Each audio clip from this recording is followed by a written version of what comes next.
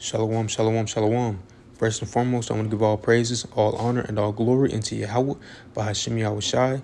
That is the true name of the Heavenly Father, in the name of His only begotten Son, who the world ignorantly calls Jesus Christ. In the Paleo Hebrew, it's your brother Washanya with the Church of WFI Little Rock. Coming back with a quick video, man. As you can see by the title, we're going to be going into the beginning of sorrows and great death. All right. I have this article pulled up. And the headline, as you can see, it reads, Russian warships conduct Atlantic drills en route to Cuba. New hypersonic missiles are on board, right?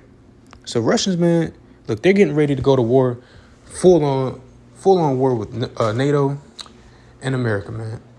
You know, it's inevitable because the West, they keep on supplying these Ukrainians because these Ukrainians are getting whacked, man.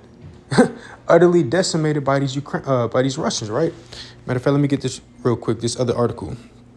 This is from about 4 or 5 days ago. It says Putin says Ukrainian losses 5 times higher.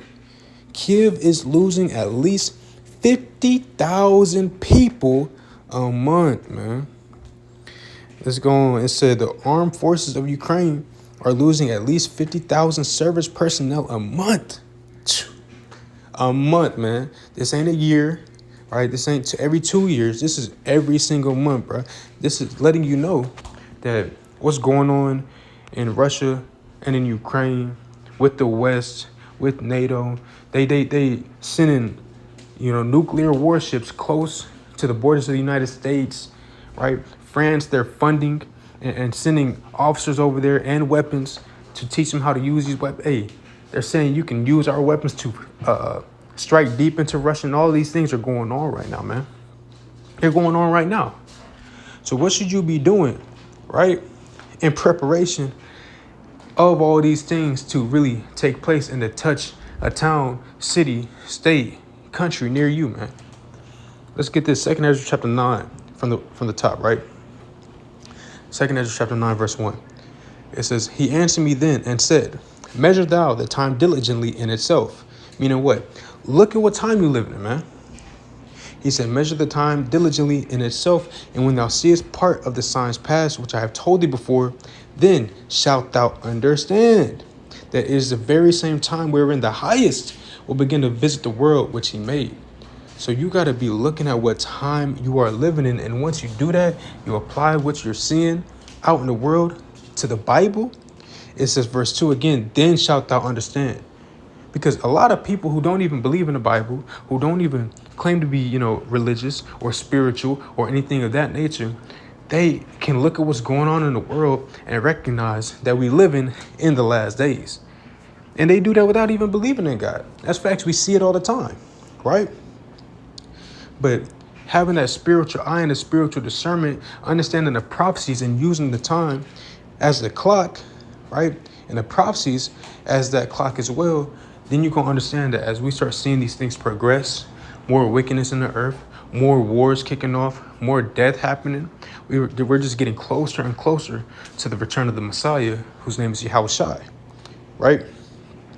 It says, verse 3, Therefore, when there shall be seen earthquakes and uproars of the people in the world, then shalt thou well understand that the Most High spake of those things from the days that were before thee, even from the beginning. So the Most High, he told us about all these things that we'd be seeing in the last days. And they're just coming into fruition, right? They're coming into fruition. You have to be paying attention, man. You're not going to know what's going on if all you're doing is watching damn Netflix, playing Xbox, PS5, whatever the case may be. You're not going to know what's going on if all you're doing is spending your time, turning up, blowing your money on folly, damn drugs, alcohol, turned up, spending it on harlots, whatever the case may be, man. If you're not paying attention to what's going on and having it at the front of your mind that the Lord is about to come back, then, hey, you're not going to make it, man. Verse 5, right? It says, For like as all that is made in the world hath a beginning and an end, and the end is manifest. What does it mean the end is manifest? To manifest something means to make it plain. So to put it simply, the end is plain to see, man. the time that we're living in, you know that we're living in the end of this world, man. In the end of this fallen kingdom, right? When the Lord told us that heaven and earth, it's going to be a new heaven and earth. Because right now, this heaven and earth is being ran by who? We know who it is, so-called white man, biblical, God-given nationality. They are called the Edomites, right? 2nd Ezra chapter 6, verse 9. I'm going to be quick with it. 2nd Ezra chapter 6 and verse 9 says, for Esau, the Edomites, the so-called white race, is the end of the world, and Jacob is the beginning of it that followeth, man. So we're living at the fall of the white man's empire, the fall of the white man's rulership, because there's been many great nations, many great kingdoms that have had their time to have dominion upon the earth. And right now we've been living throughout the dominion of the so-called white man, who's ruled this world in nothing but sheer terror and damn witchcraft, man. But nevertheless, not to get too far off topic, right? Because there's a lot going on in the earth. I just want to touch on this one more time to really put in perspective what's going on, man. 50,000 Ukrainians dying every month. That's not even taking into account all the Russian casualties as well, right? And this ain't the only war that's going on. You also have the Israeli-Palestinian war that's going on. And this is why it's so important to watch, because there's things going on all over the earth, man. Let me get this. I put up another article, right? Check this out. This just happened, I believe, a couple days ago, man. Where Gaza, these Israelis, the small hats, the synagogue of Satan, right? Let's read it. This is what they did, man. It says Gaza civilian deaths in Israel hostage raid. Let me read that again. It says Gaza civilian deaths in Israel's hostage raid may be war crimes, United Nations says. Okay? Because what did they do, man? They went into Gaza to get 4 hostages. And what did they do? While redeeming or saving these 4 people, let's read. So I'm going to just read it from right here, where it says Geneva. All right. Geneva, June 11th, Reuters. The United Nations Human Rights Office said on Tuesday the killings of civilians in Gaza during the Israeli operation to free 4 hostages, as well as Palestinian armed groups holding of captives in densely populated areas, could amount to war crimes. It's going to tell you, we're going to skip down though, because I just want to get the point. It says the operation, I'm going to start right here, right? It says the operation killed more than 270 Palestinians, according to the Gazan health officials, man. This ain't Hamas. This ain't armed terrorists. These are civilians. They ran up in there, saving 4 so-called hostages, and killed over 270 Palestinians. Let's read.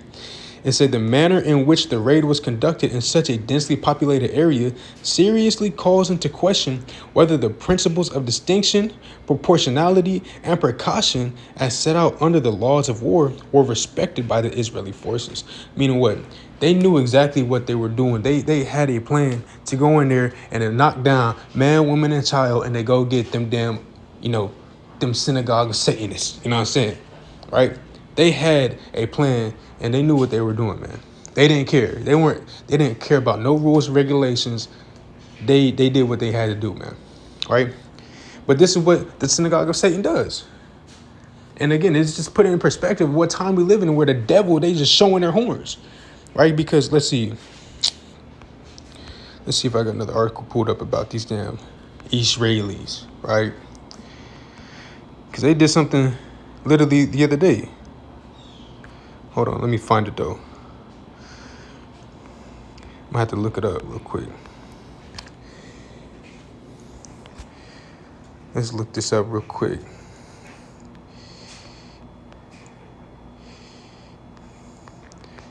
Because they just bombed a hospital, man. Like a few days before they did the raid. Let's see this. Let's see if we can find it. Right here. No, it was a school, man. So yeah, this happened June 6th. Just a couple days before they killed almost 300 Palestinians. Israel used a U.S.-made bomb in a deadly United Nations school strike in Gaza, man. Right? Let's see if we can get the casualties, the death toll. Right? It says, I'm sorry here.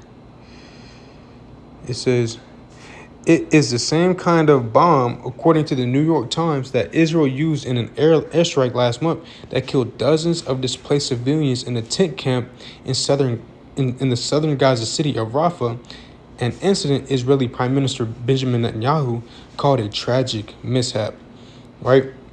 It goes on to say, Israel's army said it was targeting a group of militants inside 2 classrooms at a United Nations school in Nuseirat, a central Gaza refugee camp, but the 2 a.m. strike killed at least 32 people, including 7 children. So, come on now. They're targeting these so-called militants, right? But they're around children, right? They're around all these kids. But they so militant, they so dangerous, they so evil, but they around these little kids, man. Any person with common sense knows that you're not supposed to be letting your children around, dangerous people, right?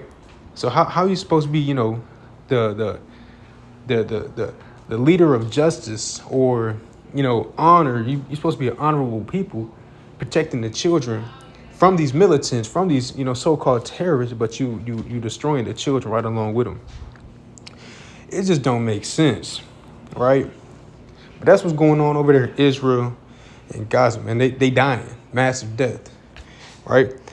All while this happening, you got the damn presidents over there, not presidents. You have elected officials or wanted to be elected officials over here getting murdered in Mexico, man, amid their elections. And who was elected as Mexico's president?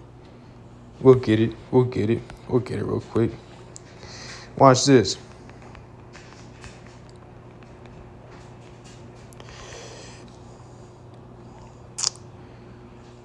This is who it is right here. This is who it is right here. Dang, man, all these ads. I just wanted to get a photo. Here she go. Claudia Sheinbaum. Now, if anybody know anything about the Sheinbaums, they understand that it is not a so-called Mexican. She is not a so-called Mexican, but you know who she is? Another one of the synagogue of Satans, man. Another small head, another, oven baby. All of that, man. A damn devil, man. The so-called U.S. population, they make up the smallest demographic in all of Mexico. How the hell do one of them become president of Mexico? And not only did she become president of Mexico, but you have all these other officials, people running for spots in office. They're getting knocked off, man. Again, it says 2 mayoral candidates killed in Mexico, bringing the number of slain to 17. Right?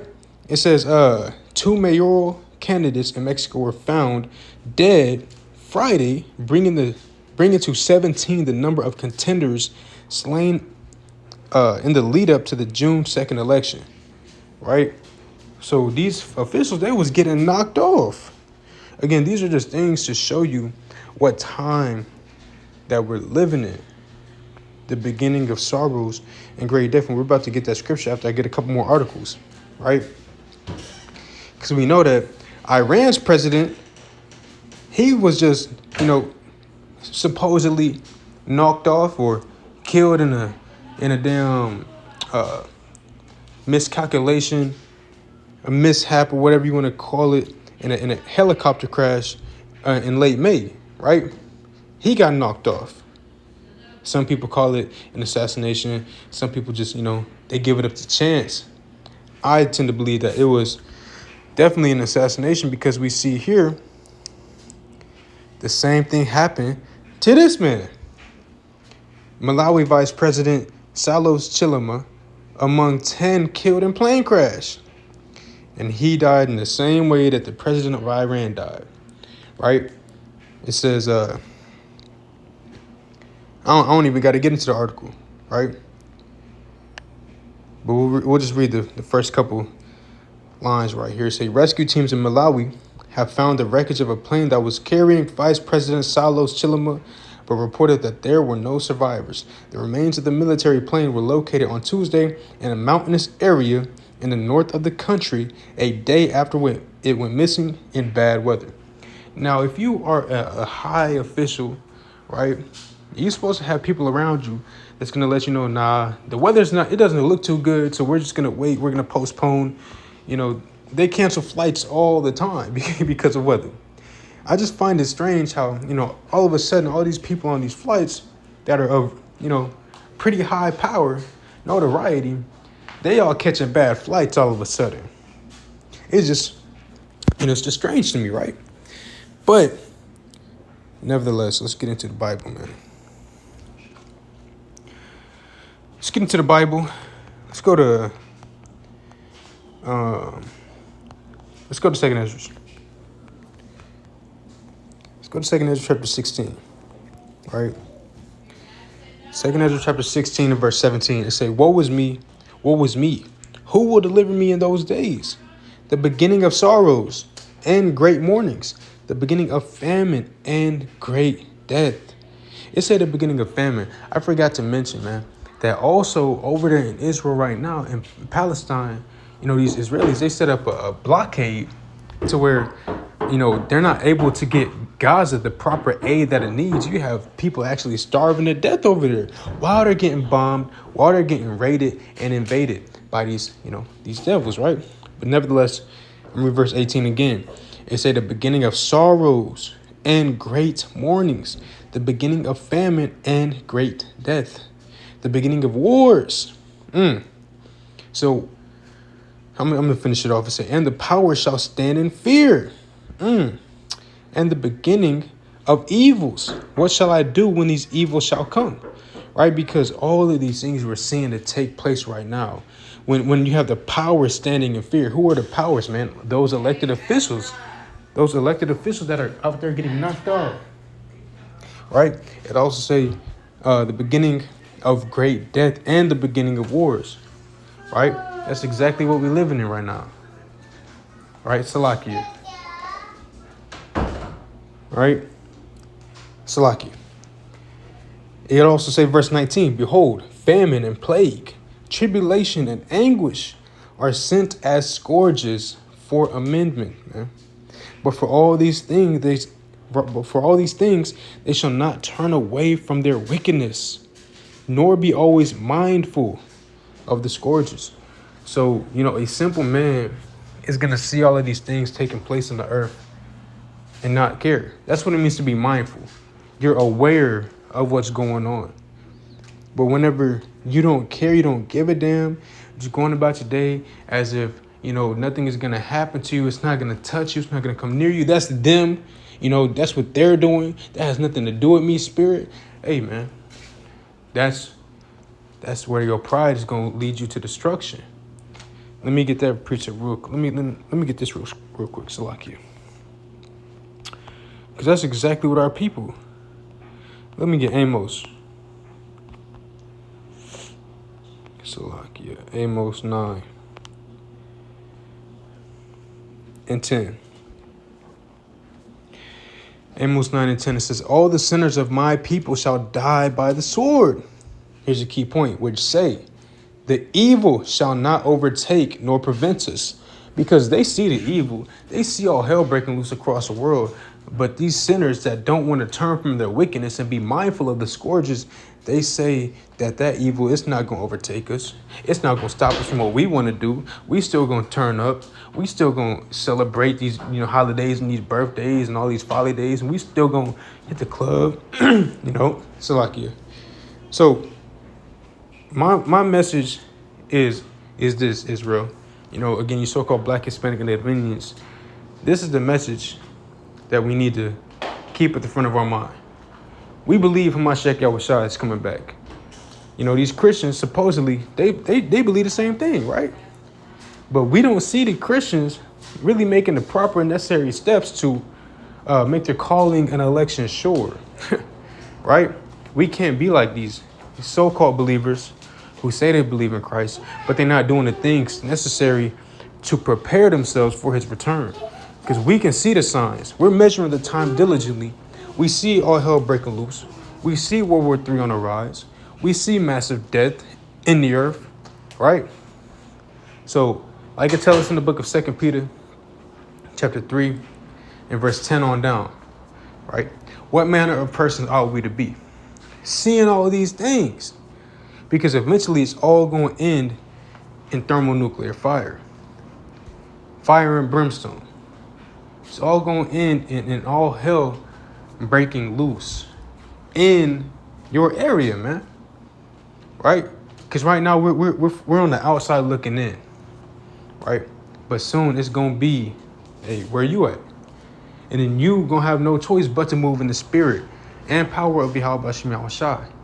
Like I tell you in the book of 2 Ezra chapter 16. Let me get this real quick. 2 Ezra chapter 16. O my people, hear my word, make you ready to thy battle. And in those evils, be even as pilgrims upon the earth. So the Lord is letting us know that those evils is going to come to where we at. And their battles, the battles that they're fighting out there, it's going to become our battles as well, man. Right? Right now, it's mainly spiritual. The things that we're facing is very much spiritual. It's very much spiritual. And that's what's so cold about the spirit. The spirit will always overpower the physical. Even though the physical is what makes it seem like somebody has power. But no, man. The spirit is what's going to save us in these last days. Staying in the spirit. Because even when it does get carnal, even when it does get physical, and it does come near you, anything physical that you have, man, hey, that's not going to save you. Only Yahweh B'Shem Yahushai and what he allows you to do, what he allows for you, right, that is what's going to save you, the Most High. His spirit, his hedge of protection. No amount of food that you got stored up, no amount of weapons that you have, no doesn't matter how many mags you got, right? Don't matter how many bunkers you have in your home or damn secret closets, right? Hey, look, none of that is going to protect and save you. The only thing that's going to provide a hedge for you is the Lord, man. So the same way that we seen, just people dying left and right, we read about it every day. Wake up, you check the news, somebody else is dead. A casualty of war, right? A mishap, a mass shooting, a drive-by, a damn car accident, whatever the case may be, right? Everything is going to get turned up to the absolute max, man. I'm going to get one more scripture and I'm going to close it out. It's the book of Matthew, chapter 24, and let me start at verse 6, right? And ye shall hear of wars and rumors of wars. See that ye be not troubled, for all these things must come to pass. But the end is not yet. That's the key part right there. The end is not yet. Because we've already been hearing about wars and rumors of wars. And that's been happening. Right? It's still going on.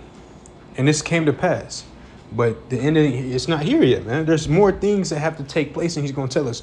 For nation shall rise against nation. This is what we're starting to see. We're starting to see those nations choose sides. Like Turkey just announced that they were going to be included in the BRICS, in the BRICS nations, Brazil, Russia, India, China, South Africa, right? But Turkey is also a member of who? NATO. And if you understand anything about NATO and the BRICS, they are pretty much enemies. They at odds. They're not friends, man. Now, let's keep reading. For nation shall rise against nation, and kingdom against kingdom, and there shall be famines and pestilences and earthquakes in diverse places. So just like 2 Ezra told us in the 9th chapter, right, that these things would be a sign for us to let us know when the end is beginning to be manifested.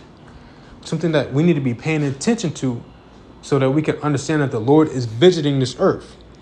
The same thing that Yahweh Shai is saying right here, right? And he's letting us know also that verse 8, all these are the beginning of sorrows. So we are becoming, or we are coming into the beginning of sorrows, man. You know, and that's what we're seeing. That's why you had the so-called no justice, no peace marches and all of that happening for George Floyd 2019 into 2020, man. Right? Now you got all these Palestinians, they doing the same exact thing, right? Protests everywhere, right? You got assassinations of world leaders going on. You got invasion of countries going on and still pending, man. China still, they were just waiting for the right opportunity to go up in Taiwan. And what Biden say about that?